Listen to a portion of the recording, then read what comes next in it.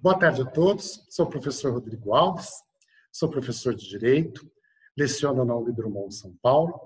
Estou aqui hoje com os nossos alunos da graduação, especificamente do 9º ano do curso de graduação em Direito, para darmos continuidade ao nosso projeto social realizado em época de pandemia, que busca levar a informação até você, pessoa leiga em direito, e que nesse período de pandemia ficou muitas vezes privado de obter uma informação mais precisa sobre os seus direitos.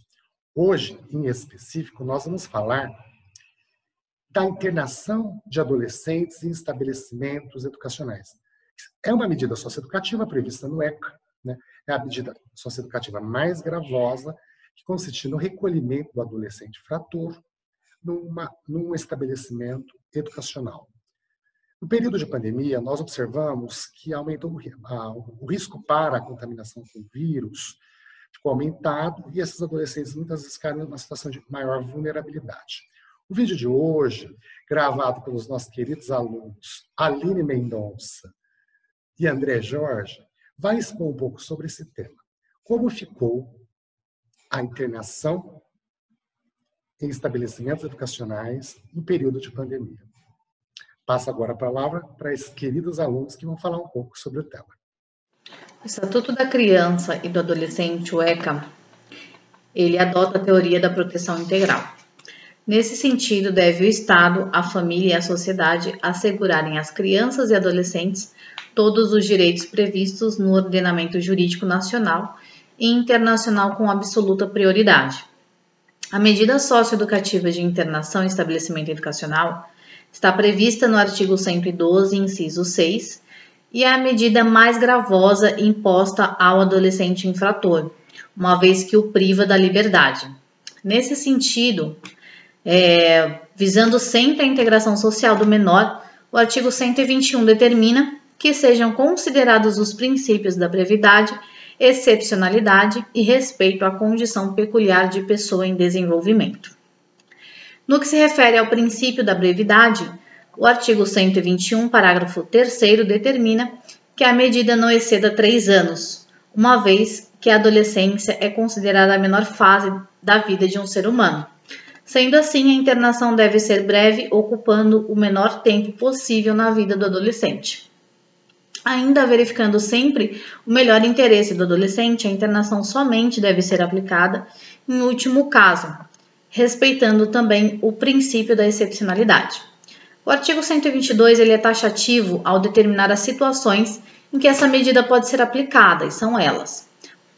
Inciso 1, ato infracional cometido mediante violência ou grave ameaça à pessoa. 2, reiterado cometimento de outras infrações graves. E 3, por descumprimento reiterado e injustificável de medida anteriormente imposta. No atual cenário, em meio à pandemia mundial causada pelo Covid-19, considerando o grave problema de superlotação, falta de pessoal suficiente e ausência de manutenção nas estruturas das unidades, doenças altamente contagiosas como as respiratórias tornam a situação ainda mais perigosa, sendo necessária a adoção de medidas excepcionais e eficientes para que os adolescentes já internados possam ter condições básicas de saúde, como higiene adequada e instalações aptas para evitar o contato com pessoas infectadas. Em 17 de março de 2020, o Conselho Nacional de Justiça emitiu a recomendação número 62, indicando medidas para evitar a propagação do coronavírus no âmbito do sistema penal e socioeducativo. A recomendação sugere, em seus artigos 2º e 3º, que os magistrados optem por medidas socioeducativas em meio aberto e a revisão das decisões que determinam a internação provisória em alguns casos, como de adolescentes, gestantes, lactantes, mães ou responsáveis por crianças até 12 anos ou pessoas com deficiência, assim como os indígenas, adolescentes com deficiência e demais adolescentes que se enquadrem no grupo de risco. O Conselho Nacional dos Direitos da Criança e do Adolescente, CONANDA, também publicou recomendação em defesa dos direitos das crianças e adolescentes durante o período de pandemia.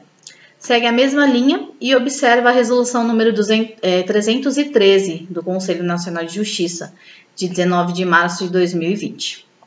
Indicou cuidados com adolescentes em regime de internação, inclusive cuidados básicos de higiene, sobretudo considerando a possibilidade de revisão da medida e progressão para o meio aberto, em situações de risco iminente de contágio, em razão de ausências das condições mínimas de higiene nas unidades de internação e ainda a situação de adolescentes com doenças crônicas, a suspensão das medidas socioeducativas de adolescentes que estão no grupo de risco do coronavírus, pessoas com doenças crônicas como insuficiência renal, doenças respiratórias, doenças cardiovasculares, pessoas debilitadas por outras doenças adquiridas por contágio, assim como gestantes, além de outras recomendações que a resolução também nos traz.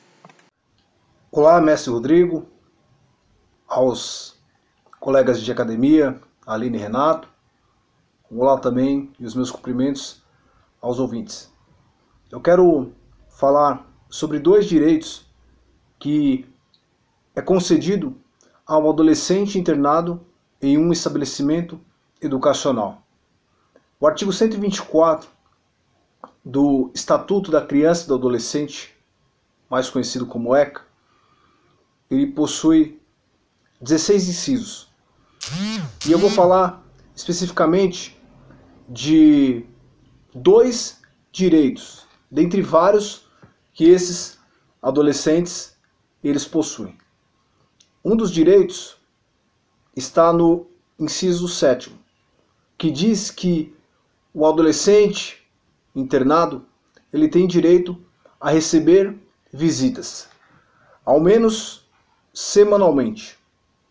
Esse direito ele é concedido a quem? Aos genitores, os pais, responsáveis, tutores. Porém, devido a este momento que nós estamos enfrentando dessa pandemia do Covid-19, esse direito ele não foi deixado de ser concedido.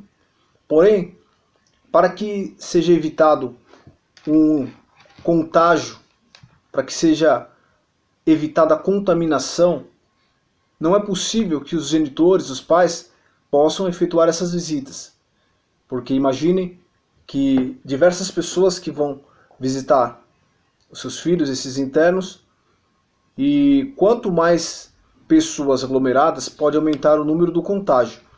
Então, talvez você pergunte, mas não é um direito meu, não é garantido? Sim, é garantido. Porém, no inciso 16, no parágrafo 2º, diz que a autoridade judicial ela poderá suspender temporariamente a visita, inclusive dos pais ou os responsáveis. Quando pode ser feito essa suspensão temporária? Quando tiver um motivo plausível, fundado, que possa trazer prejudicialidade aos interesses do adolescente internado. Então, neste momento, os advogados constituídos nos autos, eles vão fazer as vezes da família. Então, ele vai levar informações da sua família, ele vai levar informações do andamento do processo. Para quê? Para que seja diminuído a probabilidade de contágio. E um outro artigo também muito importante, um outro direito, corrigindo, é o que está no inciso 10, que diz que o adolescente internado numa instituição educacional, ele tem o direito de habitar em um alojamento em condições adequadas de higiene e de salubridade. Essas instituições, elas possuem equipes, empresas que fazem este trabalho da limpeza, como lavagem dos pátios, de banheiros. Para quê? Para que seja proporcionado um ambiente agradável, onde o interno ele não corra risco de ficar enfermo, seja por qual for a enfermidade. Então, neste momento de pandemia, essa atenção à limpeza, ela é aumentada. Por quê? Porque aí é necessário que sejam colocados álcool em gel, e esse álcool em gel não vai ser colocado de forma líquida. Para quê? Para que seja evitado de um adolescente no momento de revolta venha tomar isso, ou ele venha utilizar esse álcool para promover uma rebelião, um incêndio. Banhos terão de ser aumentados. Será necessário que seja oferecido a esses adolescentes todo tipo de equipamento de proteção, como luva, máscaras e etc. Para quê? Para que a vida deste adolescente internado ela seja preservada. Então aí algumas informações que possa te ajudar, possa esclarecer as tuas dúvidas.